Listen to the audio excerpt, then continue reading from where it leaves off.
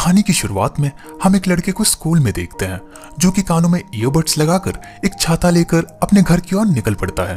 काफी देर पैदल चलने के बाद वो एक स्टेशन पर पहुंचता है जहां उसकी नजर एक लड़की पर पड़ती है जो कि वहां अपनी ट्रेन का इंतजार कर रही थी। पता नहीं क्यों पर वो लड़का उस लड़की को देखकर काफी हैरान था। तभी स्टेशन पर एक अनाउंसमेंट होती है। असुविधा के लिए खेद है, पर एक हिरण की ट्रेन से टकराने के कारण ट्रेन 30 मिनट डिले हो चुकी है। जिसके बाद वो लड़का उस लड़की को बिना रुके निहारने लगता है, जिससे अनकंफर्टेबल होकर वो लड़की उससे कहती है, ऐसे घूमना बंद करो, तुम बहुत क्रीपी लग रहे हो। जिसके जवाब में वो लड़का कहता है, मैंने तुम्हें आज तक यहाँ कभी देखा नहीं। वैसे डियर कोलिजन के कारण ट्रेन यहाँ अक्सर डिले होती है। जिसके बाद वो लड़का उस लड़की को अपना अम्ब्रेला ऑफर करते हुए आगे कहता है, देखकर लगता है कि तुम अपना बैग गीला नहीं होने देना चाहती, इसीलिए तुम ये ले सकती हो। वैसे भी मेरी कोई फिक्र नहीं करता और मेरा घर स्टेशन के पास में ही है, पर अगर तुम भीग गई तो तुम्हारे पेरेंट्स जरूर परेशान होंगे। जो सुनकर वो लड़की कहती है, मेरे पेरेंट्स नहीं हैं। पर वो लड़का इसका बहुत इनसेंसिटिव रिप्लाई देता है। वाह, ये तो काफी अच्छी बात है।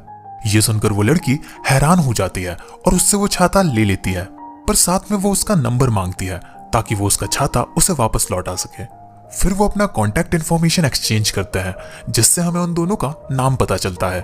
उस लड़के का नाम होता है कावरू और उस लड़की का आंजू।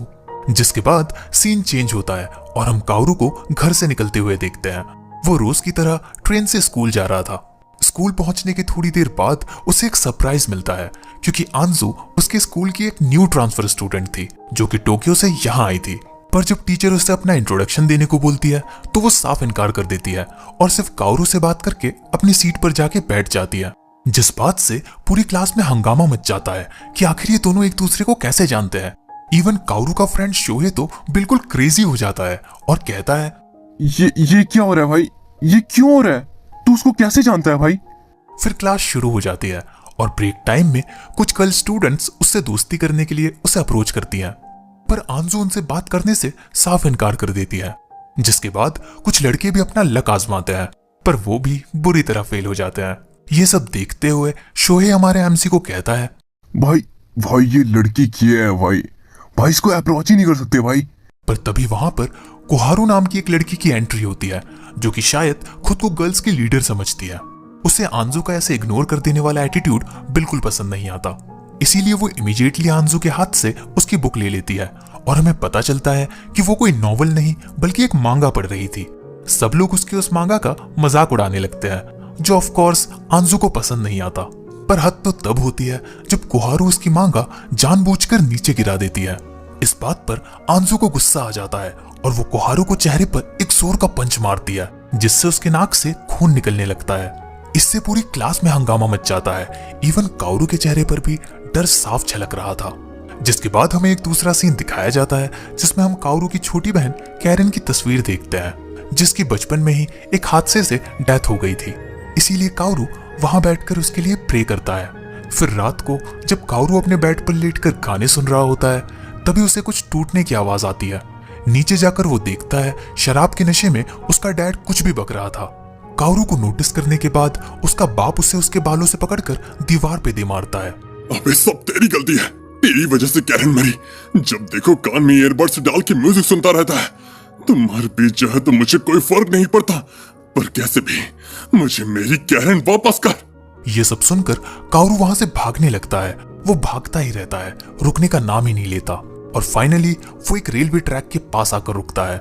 वहां से न जाने क्यों पर वो एक ट्रेन टनल की ओर जाने लगता है, पर तभी अचानक से उसके पीछे से ट्रेन आ जाती है और जल्दबाजी में बचने के लिए वो वहां से नीचे कूद जाता है। जिसके बाद वो वहीं आगे बढ़ने लगता है और उसके पैर एक और मिस्टीरियस टनल के पास आकर रुकते हैं। क्यूरियोसिटी में जब वो इस टनल के अंदर जाता है तो वहां का खूबसूरत नजारा देखकर उसके मुंह से सिर्फ उस जगह के लिए कॉम्प्लीमेंट्स निकल रहे थे। वो धीरे धीरे आगे की ओर बढ़ने लगता है। तभी अचानक उसे ठंड लगने लगती है और उसकी नजर किसी चीज पर पड़ती है।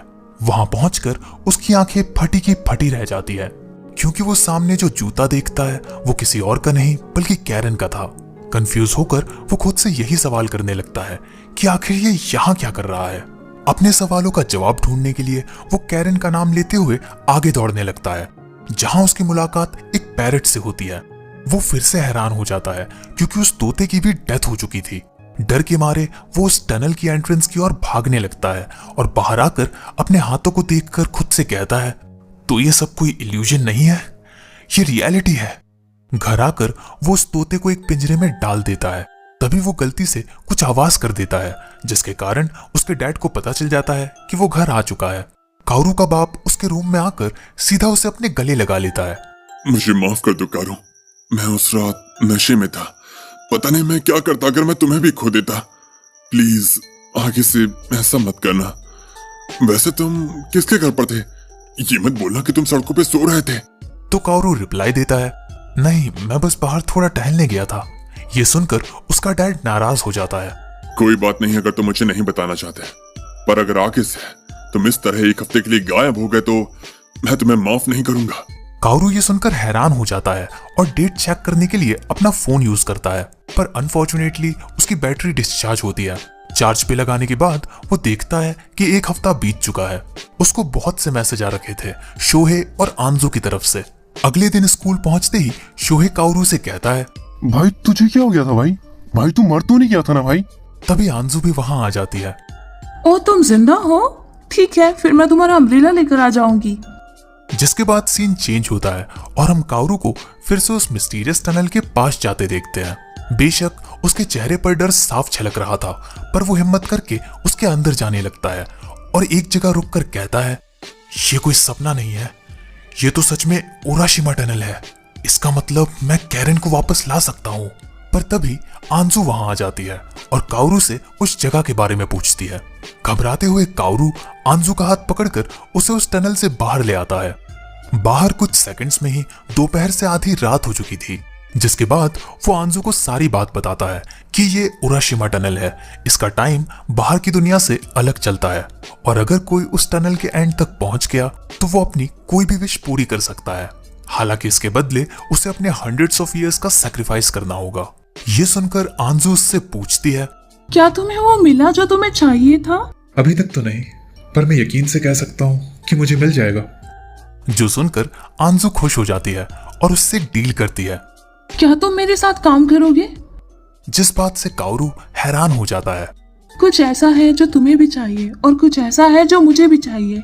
जब हम दोनों का मकसद एक ही है तो क्यों ना साथ मिलकर इस टनल में चले। फाइनली कारू भी उसकी बात मान लेता है। फिर सीन चेंज होता है और अगले दिन वो साथ में दोबारा मिलते हैं।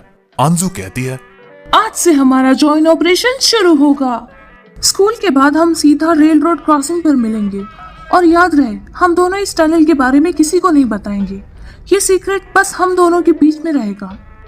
तभी कारू पूछता है, तो प्लान क्या है? जिस पर आंजू रिप्लाई करती है, चलो सबसे पहले टनल के अंदर और बाहर के टाइम डिफरेंस का पता लगाते हैं। जिसके बाद वो दोनों एक दूसरे से कॉल पर बात करने लगते हैं। आंजू प्लान बताती है, तुम्हें टनल में चलते हुए मुझसे कुछ भी कॉन्वर्सेशन करती रहनी है। अगर कोई डिले आया या कॉल कट हो गया तो इसका मतलब कि तुम उस जगह पर पहुंच चुके हो जहां पर वक्त अलग गुजरता है। इसी मौके का फायदा उठाते हुए कारू आंजू से ये पूछता है कि क्या उसने अपने पिछले स्कूल में किसी को मारा था। पर आंजू जवाब में कहती है कि कोहारू पहली इंसान है जिस पर उसने हाथ उठाया है।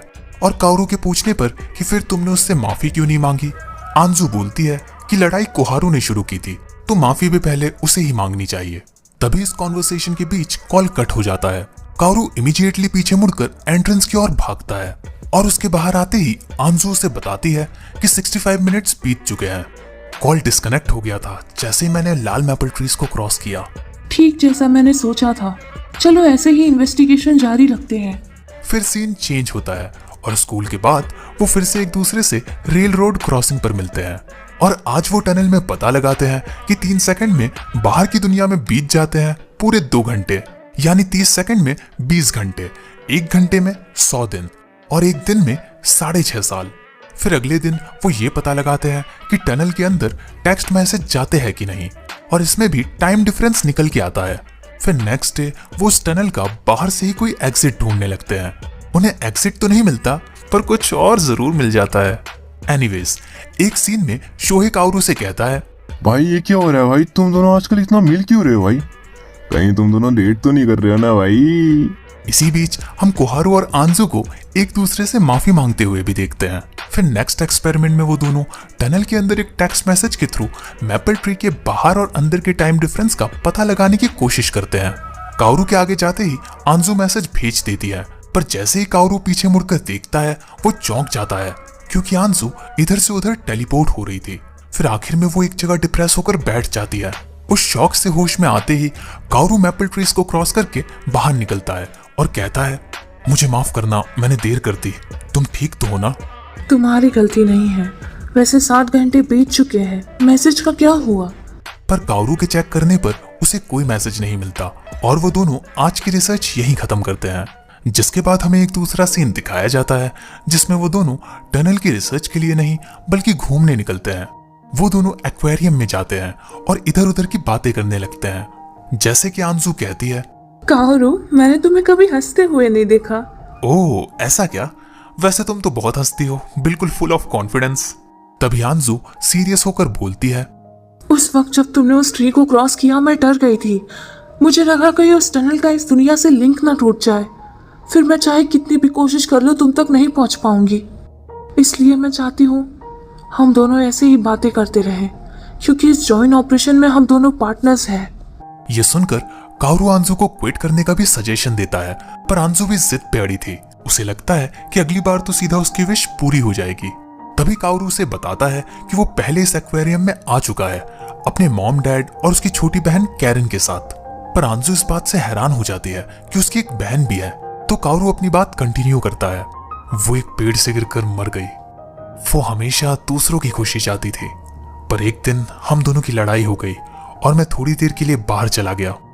जब मैं वापस आया तो मुझे पता चला कि वो एक पेड़ से गिरकर मर गई।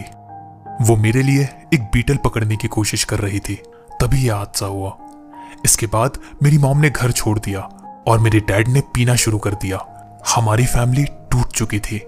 उसका पास्ट सुनकर आंजू समझ जाती है कि आखिर काओरू को क्या चाहिए। काओरू कहता है, हाँ तुमने सही समझा, मैं उस टनल की मदद से कैरन को वापस लेकर आऊंगा। फिर सीन चेंज होता है और हम उन दोनों को टनल के अंदर देखते हैं। इस बार उनका गोल था 108 सेकंड्स के लिए उसके अंदर जाना। उस हिसाब से वो जब तक बाहर निकलेंगे तब तक उनका लॉन्ग वीकेंड खत्म हो चुका होगा और रियल लाइफ में भी इसका कोई खास इंपैक्ट नहीं पड़ेगा। जैसे कि किसी रेस की स्टार्टिंग में होता है, वो दोनों भी अपनी पोजीशंस ले लेते हैं और टाइमर लगाकर भागना स्टार्ट करते हैं। थोड़ा भागने के बाद अचानक से कुछ पेपर्स आंजू के आगे आकर गिरते हैं, पर वापस जाने का टाइम ऑलरेडी हो चुका था। इसीलिए काओरू आंजू का हाथ पकड़ के उसे ले जाने की कोशिश करता है, पर वो बुरी तरह फेल हो जाता है क्योंकि आंजू की प्रायोरिटी थी कैसे भी करके उन पेपर्स को उठाना। ज्यादा टाइम बर्बाद ना हो इसीलिए काओरू भी उसकी मदद करने लगता है। फिर सारे पेपर्स कलेक्ट करके वो उसे लेकर एंट्रेंस की ओर भागता है। बाहर पहुंचकर वो देखता है टाइम 108 सेकंड्स के पार हो चुका था। तभी आंजू उसके पास से बाकी पेपर्स लेकर उसे कहती है, ये वो आखिरी चीज है जो मुझे मेरे दादाजी से जोड़ती है। जिसके बाद काओरू कहता है, यार सुबह के 4 बज रहे हैं, पता नहीं मेरे डैड क्या कहेंगे अगर मैं अभी घर गया तो। तभी आंजू काओरू को उसके साथ उसके घर चलने का ऑफर देती है। दूसरे सीन में हम काओरू को आंजू के घर पे देखते हैं। काओरू वहां इतनी सारी बुक्स देखकर बहुत इंप्रेस हो जाता है, पर एक नाम वो स्पेशली नोटिस करता है, मित्सुओ हानाशिरो, जो कि असल में आंजू का लास्ट नेम था। फिर जैसे ही आंजू रूम में आती है, काओरू उससे इस बारे में पूछता है तो वो कहती है, ये मेरे दादाजी का नाम है। ये सुनकर काओरू को लगता है कि शायद टनल में जो पेपर्स मिले थे वो आंजू के दादाजी के मांगा के थे, पर फिर वो इस कंक्लूजन पे आता है कि शायद उन्हें आंजू ने ड्रॉ करा था। काओरू का सिक्स्थ सेंस इतना सही होता है कि आंजू भी हैरान हो जाती है कि आखिर उसे कैसे पता चला। तो काओरू कहता है, हम जब पहली बार मिले थे तो तुम्हारे हाथ में वो एनवलप था। तुमने उसे ऐसे पकड़ा हुआ था जैसे मानो वो तुम्हारी जिंदगी हो। साथ ही साथ यूतोशा एक पॉपुलर मांगा पब्लिशर कंपनी है। ऊपर से तुम्हारे ग्रैंडफादर भी एक आर्टिस्ट थे और तुम्हारे डेस्क पर भी आर्ट का सामान रखा हुआ है, तो इसका साफ मतलब है कि तुम भी एक आर्टिस्ट हो। हाँ तुम सही हो, वो मेरी ड्राइंग्स है और उस दिन मैं उन्हें एक पब्लिशर को भेजने वाली थी। तुम्हें पता है इस इंडस्ट्री में 5000 से भी ज्यादा मांगा आर्टिस्ट है। इतने कंपटीशन में आप कैसे टिक पाओगे? इसलिए मैंने उस दिन अपनी मांगा सबमिट नहीं की। मैंने हमेशा अपने दादाजी की मांगा पसंद की, पर मेरे पेरेंट्स उनसे नफरत करते थे। पता है क्यों? क्योंकि उनका काम कभी चला ही नहीं। पर इसके बाद भी उन्होंने ड्रॉ करना नहीं छोड़ा। जब उनकी डेथ हुई तो मेरे पेरेंट्स की आंखों से एक आंसू तक नहीं निकला, क्योंकि शायद उनका एक बोझ कम हो गया था। जब मैंने कहा कि मुझे उनकी तरह एक आर्टिस्ट बनना है तो उन्होंने मुझे घर से निकाल दिया। उन्हें लगता है कि इससे मेरा मन बदल जाएगा। वैसे जो मांगा मुझे टनल में मिली थी वो पहली मांगा है जिसे मैंने ड्रॉ की थी, और ये मेरे दादाजी को भी बहुत पसंद आया था। पर जब मेरे डैड को इसके बारे में पता चला उन्होंने इसे फाड़ के फेंक दिया। एक बात तो मैं समझ चुकी हूँ, अगर मुझे इस दुनिया में अपना नाम छोड़ना है तो मुझे एक बहुत टैलेंटेड मांगा आर्टिस्ट बनना पड़ेगा। उसकी ये सारी बातें सुनकर काओरू भी समझ चुका था कि आखिर आंजू को उराशिमा टनल से क्या विश चाहिए। वो उससे कहता है, आंजू, उराशिमा टनल तुम्हारी विश पूरी नहीं कर सकता। इस बात से भड़क कर आंजू कहती है, तुम अपनी डेड सिस्टर को वापस जिंदा करना चाहते हो और मुझे कह रहे हो कि मेरी ये छोटी सी विश पूरी नहीं हो सकती। देन कुछ देर के लिए काओरू शांत हो जाता है और फिर आंजू से उसकी लेटेस्ट वर्क को रीड करने की रिक्वेस्ट करता है। शुरू में वो बहुत मना करती है कि ये अभी भी अधूरा है, इम्परफेक्ट है, पर फाइनली मान जाती है। उसकी मांगा पढ़ने के बाद काओरू उसकी बहुत तारीफ करता है, जो सुनकर आंजू हैरान हो जाती है और उसे शुक्रिया कहती है। तभी काओरू बोलता है, तुम्हारे पास बहुत ज्यादा टैलेंट है, तुम्हें उराशिमा टनल की जरूरत नहीं। ये सुनकर आंजू उसे नीचे गिरा देती है और कहती है, मुझे पता है तुम्हारे आगे मेरी विश कुछ नहीं है। तुम अपनी विश पूरी करने के लिए कुछ भी सैक्रिफाइस कर सकते हो, पर मुझे भी उस टनल की जरूरत है और मुझे पता है कि अगली बार हम जब वहां जाएंगे तो अपनी विश पूरी किए बिना वापस नहीं लौटेंगे। फिर हमें एक दूसरा सीन दिखाया जाता है जिसमें शोहे काओरू से आने वाले फेस्टिवल में उनके साथ चलने के लिए कहता है, पर काओरू के मना करने पर वो फिर से अपना ड्रामा शुरू कर देता है। हाँ भाई, अब बड़ा आदमी हो गया ना भाई, अब तो हमारे साथ थोड़ी ना जाएगा, अब तो उस लड़की के साथ जाएगा ना भाई। और फिर सच में हम काओरू को आंजू के साथ उस फेस्टिवल में देखते हैं। वो दोनों उस फेस्टिवल में खाते हैं, घूमते हैं, एंजॉय करते हैं, जिसके बाद वो दोनों एक सीक्रेट जगह पर जाकर साथ में फायरवर्क्स देखते हैं। वो ये बात कर रहे होते हैं कि शायद वो जब उस टनल से बाहर आएंगे तब तक कितने 100 साल बीत चुके होंगे। तभी आंजू काओरू से टनल के अंदर जाने के डेट के बारे में पूछती है, तो काओरू जवाब देता है, हम 2 अगस्त को चलेंगे, क्योंकि उस दिन कैरन की डेथ एनिवर्सरी है। ये सुनकर आंजू उसका हाथ पकड़ के उसे कंसोल करने लगती है।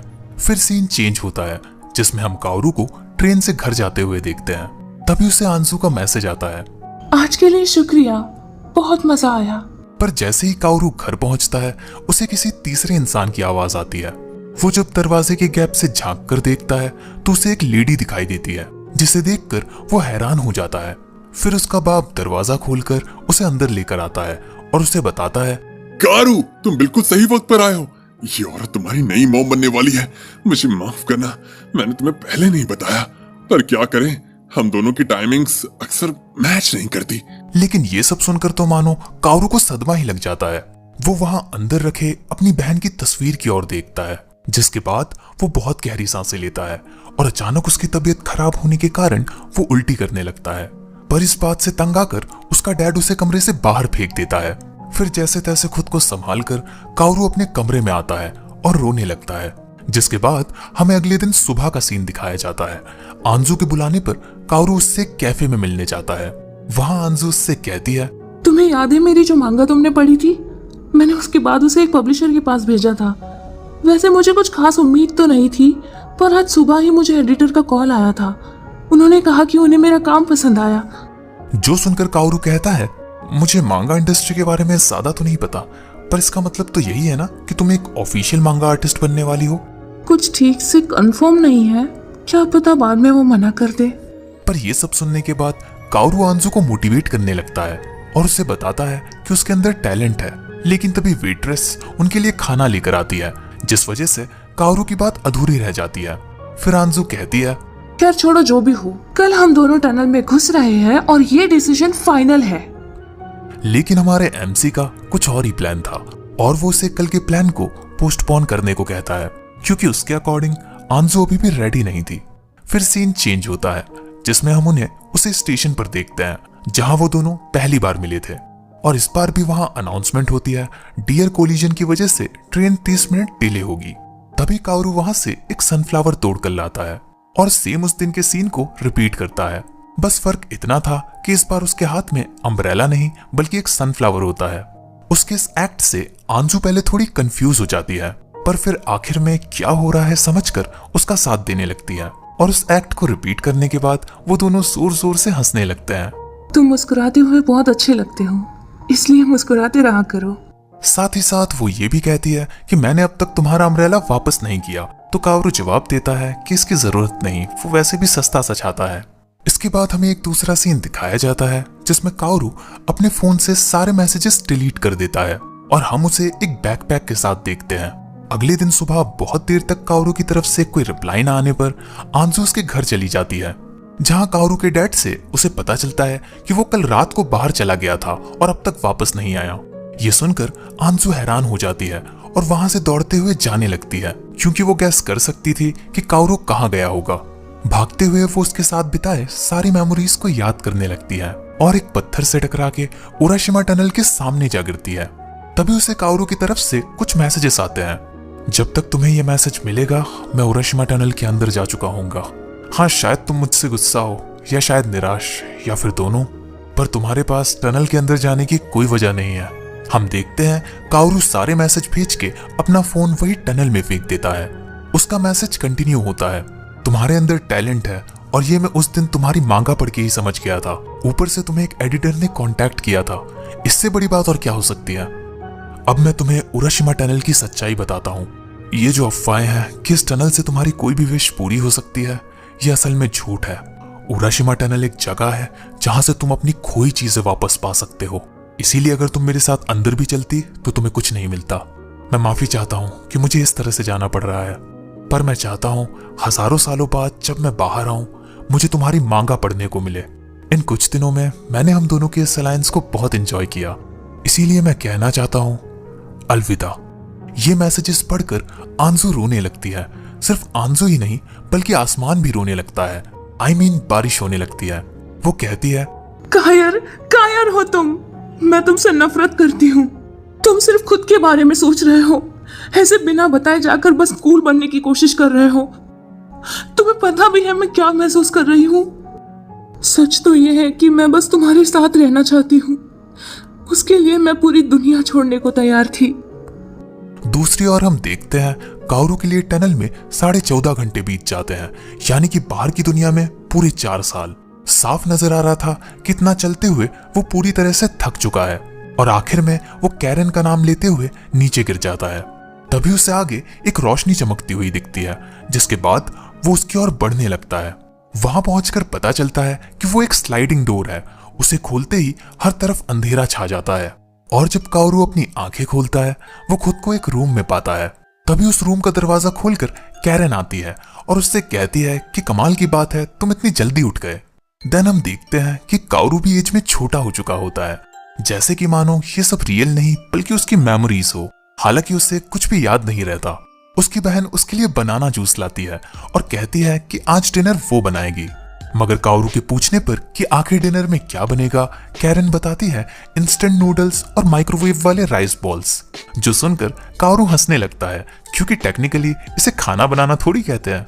लेकिन तभी उसकी नजर मिरर पर पड़ती है और वो उसमें उसके प्रेजेंट सेल्फ को देखता है, जिससे मानो उसकी याददाश्त वापस आ जाती है और वो फिर से बड़ा हो जाता है। अगर इतना काफी नहीं था तो एक और ट्विस्ट आता है।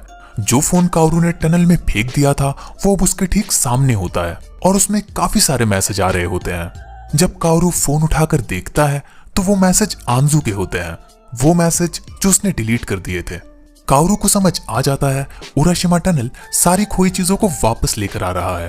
पर हैरानी की बात तो तब होती है जब उसे आंजू के न्यू मैसेजेस रिसीव होते हैं, जो कि एक्चुअली टनल के अंदर पॉसिबल नहीं था। इतने सालों में आंजू ने उसे बहुत मैसेजेस भेजे थे, जिसमें वो बताती है कि वो स्कूल से ग्रेजुएट हो चुकी है। उसे अपनी मांगा के लिए अवार्ड भी मिला है। उसे एक के बाद एक नई सीरीज पर काम करने का मौका मिल रहा है। वो उन मैसेजेस में ये भी बताती है कि कावरू के छाते में अब जंग लगने लगी है। देन इन मैसेजेस को पढ़कर कावरू डिप्रेस हो जाता है। तभी कैरन रूम में वापस आती है, पर जब वो देखती है कावरू को किसी के मैसेज आ रहे हैं और वो उसे जवाब नहीं दे रहा, तो वो समझ जाती है कि शायद उसकी किसी दोस्त से लड़ाई हो गई है। जिसके बाद वो अपने भाई को ये समझाने लगती है कि ऐसे अपने दोस्तों से लड़ना नहीं चाहिए, वैसे भी तुम्हारे दोस्त कम हैं। फिर कावरू ये कहने लगता है कि मुझे परवाह नहीं, मेरे पास तुम हो कैरन।